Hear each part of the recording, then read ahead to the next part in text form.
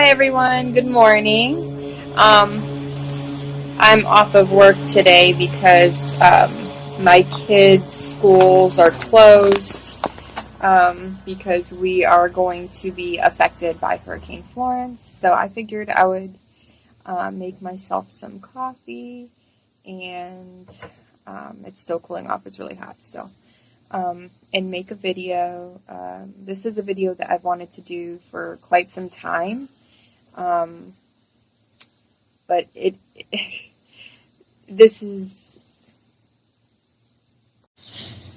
okay, I'd start over, because, I don't know, my neighbor came out. I just don't want to be recording, and, I don't know, I'm still getting used to recording, and I didn't want him listening to what I'm saying or thinking I'm weird because I'm talking to my phone. I don't know. So hopefully he'll be gone for a little while. But so basically the topic of this video is going to be more serious. It's not going to be about my hair. Even though it's kind of like how I started my channel. It was like the, I guess, source or encouragement for me to begin the channel. But I want my channel to be more than just about my lock journey. Obviously, I know that I have sucked about putting videos up about how my hair is doing. And I mean, I don't do like retwist videos, but I guess, I mean, it wasn't really for that necessarily because there's so many retwist videos on YouTube and stuff. But it was just kind of to show how my hair progressed, even though I didn't. I mean, it's only the first year. I mean, you could see it now and stuff. So, I mean, it's just kind of like a visual to kind of see how it turned out for the people who have, you know, like type 3 curls and want to see that progression or see someone that they relate to that has locked their hair, because there really isn't that many people on YouTube with that or documenting that. Not to say people with type 3 curls don't lock their hair, because they do. But it's just not well represented on YouTube, in my opinion. At least not a year ago when I was looking for myself.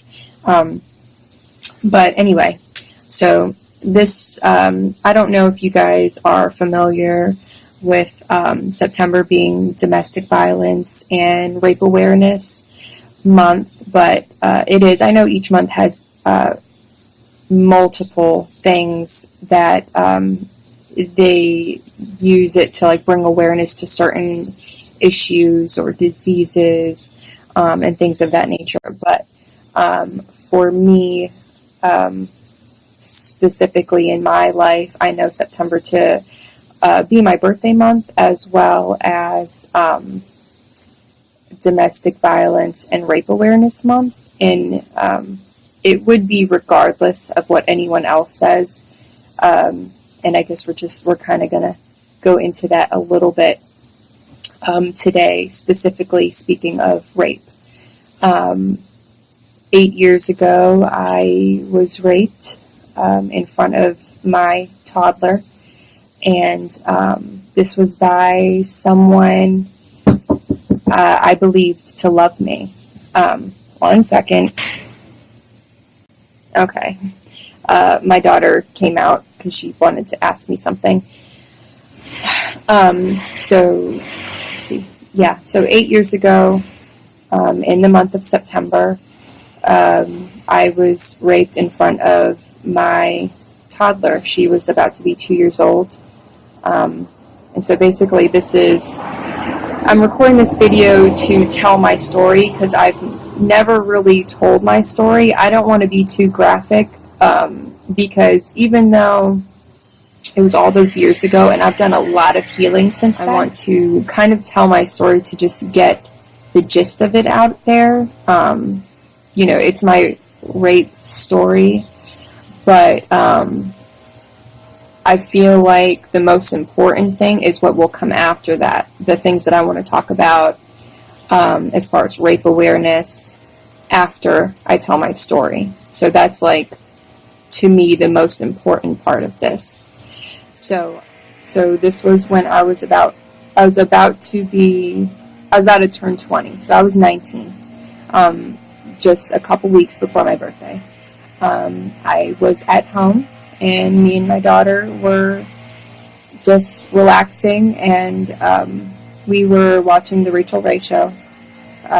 Back then, that was one of my favorite shows. I loved Rachel Ray. Like, I still do. Like, I started watching her when I was a teenager, and I mean, I was in my 20s, and she, at that time, had the show, and I watched it, like, faithfully every day, even if it meant I needed to DVR it. But, yeah. So, I was watching the Rachel Ray Show with my daughter, and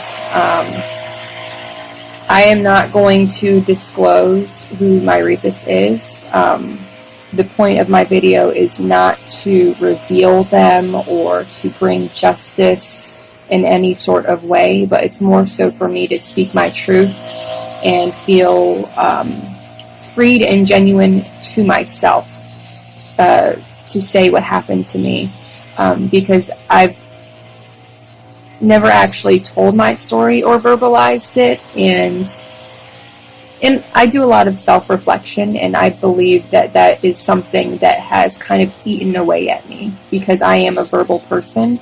I do like to express myself and say how I feel, and not sharing the story, and I believe this to be true for a lot of survivors of domestic violence or rape, or, you say you're in a life or death situation. To not ever tell that story, I feel like, is something that can fester in a person and really hurt them more than it does to just kind of not spill, but release that. And even if it's in a public way, it's not because they want attention or anything like that, but it is a type of therapy to share that experience. It's very similar to people who journal or write songs and things of that nature. You are putting on paper things that are coming from you. And when you go through something like that, it lives inside of you, even despite any healing that you do. Or how many years pass by. And, you have triggers and things that you have to deal with on a day-to-day basis that nobody knows. No one really knows except for you. So, to share it and just say what happened can be, video got cut off again. To share it can be more empowering than you think, or that's what I believe, and that's what I'm attempting to do here by sharing my story.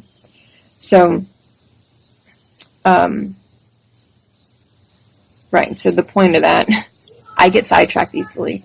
The point of that was to say that I'm not going to reveal who my rapist is, because that is extremely personal, and I still see him on a very regular basis. So I'm not trying to cause any attention to him. If anyone sees this that knows me, or people in my life or my family, so that's why I am not disclosing who he is specifically or what our relationship was. But this is a man who I believed to love me and care for me. And although the relationship that we had wasn't always very smooth, it wasn't always, loving or anything of that nature, he was considered part of my family, and I loved him dearly, regardless of anything. Each person, we all have our issues. He had his own issues and problems. But at the time, he had drinking quite a bit of beer. We had argued we all lived in the same home. As I said, he's part of my family. And basically he came into my bedroom and wanted to do what he wanted to do. And even though I said no, and I made it very clear, he is significantly larger than me. I am a very small woman. And although I consider myself to be strong, more often than not, women are not stronger than men. That's not how we are built. And frankly, we should not have to fight against a man, period. He was very drunk, and he wanted what he wanted, period. So he attempted to try to rip my clothes off the best way that he could. I didn't have a lot of clothes on. I mean, I was in my room, in my bed, watching TV with my daughter, relaxing. So, I mean, I had minimal clothing on to begin with. So, as I said, I don't want to be graphic, but one of the biggest things I remember was pleading with him to not do what he was about to do in front of my child, because she was literally sitting like a foot away from me on the bed. So when I realized that he was not going to stop, even though she was there, I just begged him to allow me to put cartoons on for her as a distraction. Even though at that point, I mean, I was crying.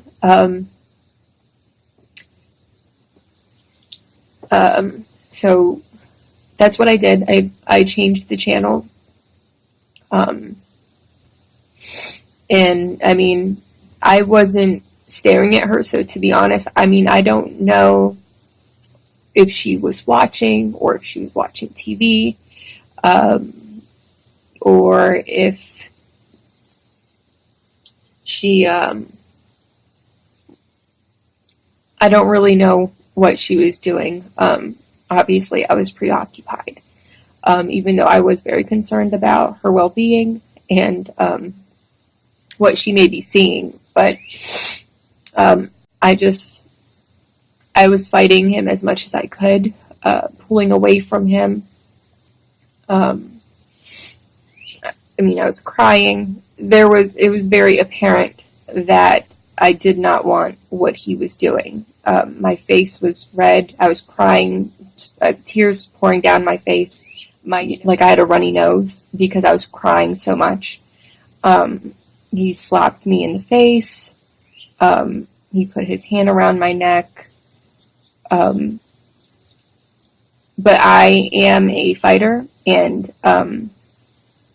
that is not my first time being in a domestic violence situation. That's okay. The video cut off again.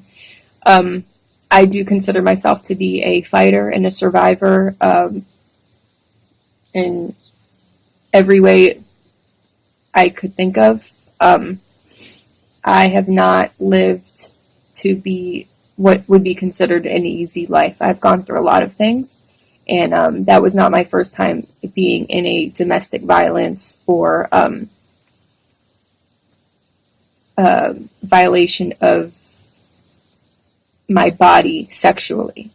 But this time I was an adult, and that's part of the difference. So this time I was not going to allow what was happening easily. I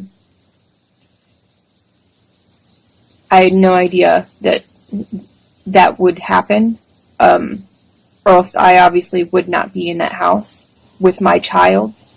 It was happening, and all I could think was to make it as difficult as it humanly could be. So frequently, as he tried to thrust into me, I would pull my hips away and basically make his penis come out, so that there wasn't a consistent thrust into my body, making it less enjoyable for him, and more frustrating. At the same time, that was very scary because he was getting very upset, because he was not getting out of it what he wanted. And ultimately, depending on who this person is, I mean, they could really, really hurt you, because they're upset and they're mad and they're not getting what they want, especially under the influence of alcohol or drugs. So that's what I did. He tried the best that he could to pin me down, and stop me from doing that. He slapped me in the face. He choked me briefly, not to the point where he was cutting off my air, but more so as a struggle to control and dominate my body, and my mental mind, because to fight is a mental decision first. So the entire time he was calling me names, he was calling me a bitch, he was telling me I was pathetic, over and over again. He told me that I was very pathetic. And it was really, when you look at it in hindsight, it was an attempt to tear me down mentally, to allow him to do what he wanted to do to me. So at one point, I guess he had to use the bathroom, and he stopped and told me that he wasn't done with me.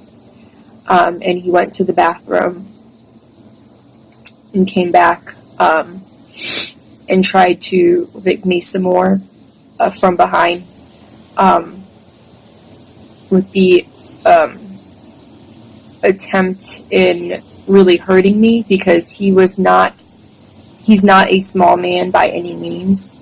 Compared to me, he's very large. He's a very large man, and he had a large penis, period. But I guess, I'm going to be blunt. And so the way that he was doing it, he was trying to purposely hurt me. But I fought against him as much as I could, and I repeatedly asked him to please stop, no, etc. You know, pretty basic things, to communicate that this is not what I wanted, even though he already knew that. Honestly, I don't really know how long that went on. It wasn't hours or anything like that, but I mean, I would say that happened for probably almost an hour, if not an hour. To me, when you're in that moment, it feels like an eternity, especially when it's happening in front of your child. Something like that shouldn't, consensual sex should not happen in front of a child, let alone a rape. So for me, it felt very long. He finally stopped, and I just remember being like in shock and disbelief that it was even happening. Like I said, I did not think that, I felt like this man was capable of many things. And it wasn't the first time for him to hurt me, physically, but to rape me in front of my child was not something I ever expected. In my craziest dreams, or nightmares rather, I would have never thought that he would do that to me. So in combination with the fact that it was obviously a shock, and this was someone that I believed loved me. I loved this person. I cared about them. It just all hurt. I was in shock. I was scared to death. But in that moment, more than anything, I just remember feeling sorry for my child, feeling bad for my daughter, like it was my fault that she went through that. Because although I would say that rape is never the survivor's fault, good morning. In that moment, I felt like I was to blame because I'm her mother. I'm supposed to protect her from these things.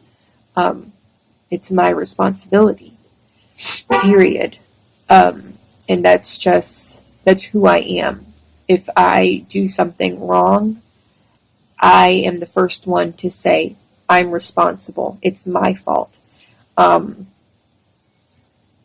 That's just me. And so in that moment, I felt horrible for myself and what I went through, but I was very concerned about my daughter's well-being and how this would affect her emotionally and mentally, because even though she was a toddler, people hold on to things subconsciously. Could be like their whole life. And I knew that. And when I went through abuse as a child, I was 5, 6. So she's significantly younger. She wasn't even 2 yet. She was about to be 2 in a couple of months.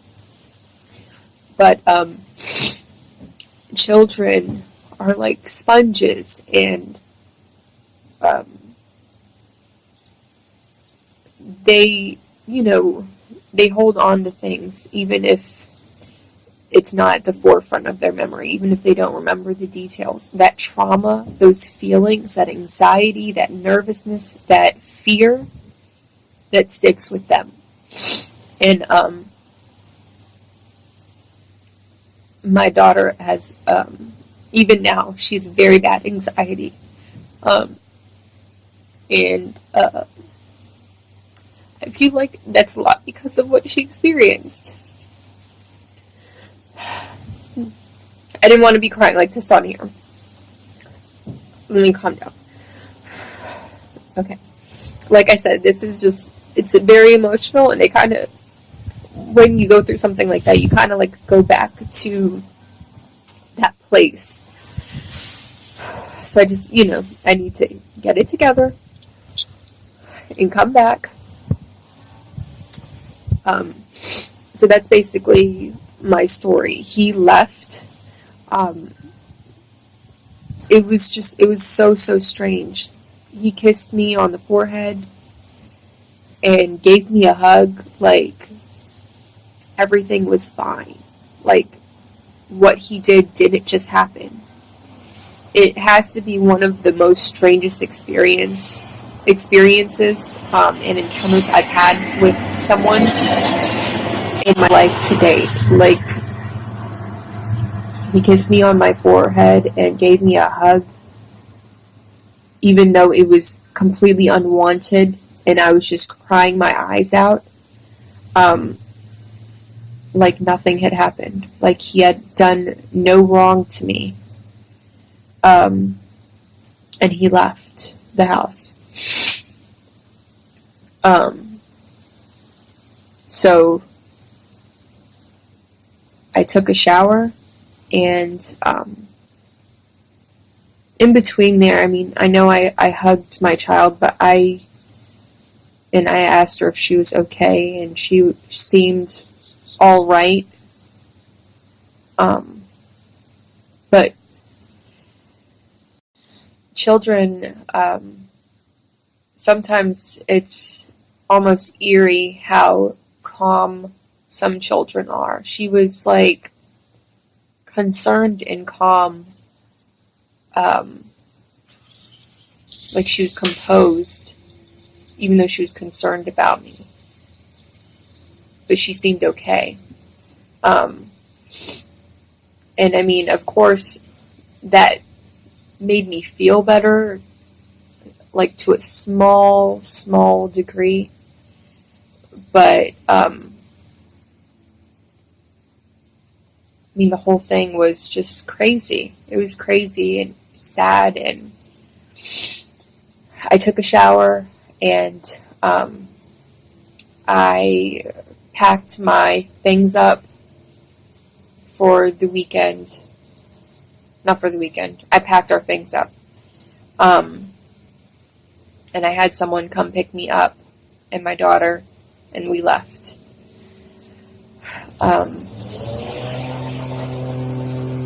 And I honestly, I could not fathom telling anyone. I was scared to death to tell anyone. And I was just in shock. I mean, I was in disbelief. What is it called? In denial. I was just going through so many emotions. I didn't know what to do. I didn't want to talk about it. I didn't want to say what happened to me and what my child witnessed. I was scared to, like, literally just scared. Just scared isn't even the word. Terrified. I mean, I was really, really terrified. And I didn't know what to do. I didn't know what to think.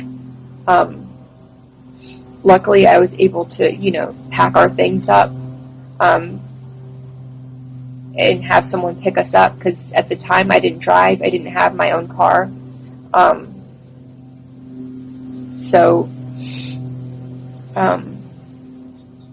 The only person I told was his mother, because I felt like she was a safe person to tell. And I don't know why I felt like she was a safe person to tell. I don't know why I felt like she could help me.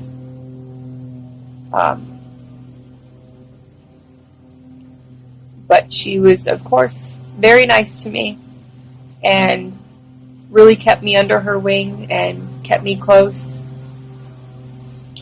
And I have to say that afterwards, after years of reflection and dealing with that wound, I know that she really only did that because, yes, she cared about me and my child, but she didn't want her son to go to jail or prison.